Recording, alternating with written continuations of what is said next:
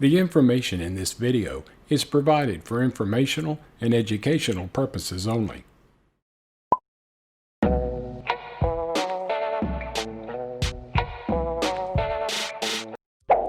Welcome to Dose of DN, where you'll get a little shot of what my life was like living with SMA. I have a topic that I'm going to talk about, but first I have to point out something that's driving me nuts. My shirt is pulling weird, and there's nothing I can do about it for at least another 3 hours. But you gotta do what you gotta do, so I'm recording this video anyway, even though it's driving me insane. So, back to my topic. National Disability Employment Awareness Month. Ugh, that's a mouthful. But it's an important topic to talk about. I know there's an awareness month for everything these days. I think probably October has 10 different things that everyone should be aware of. But I do think disability employment is important. And I'll tell you why after a quick word from our sponsors. This vlog is made possible by a sponsorship from Genentech. Are you living with SMA, or are you a caregiver for someone who is? A new treatment has just been FDA approved based on studies of different types of people living with SMA.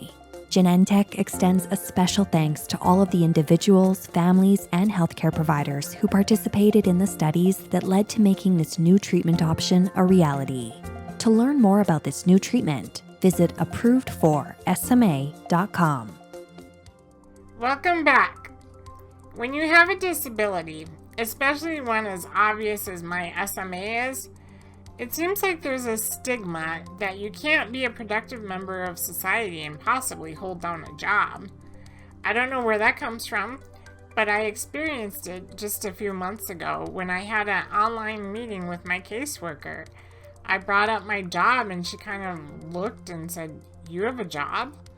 I'm like, "Yes, I have a job." And frankly, it should be in my file because when you have a disability, you have to report things like that. But I don't know why it was so surprising because I've actually had a job since I was a teenager.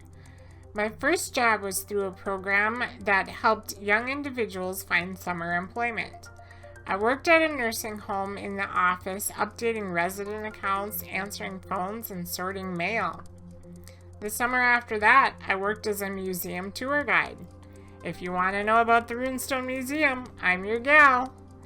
Anyway, after college, I found a job through my neighbor. She knew that I was going to school for business, and her employer had their bookkeeper retiring. So she put in a good word, and I got the job doing accounts payable and bookkeeping for that company. I still actually work for them today, although my job has shifted to doing payroll entry. I can do that strictly from home, which is great because it's difficult for me to get out, and it allows me time to do these videos and other recordings and forum moderation for SMA News Today.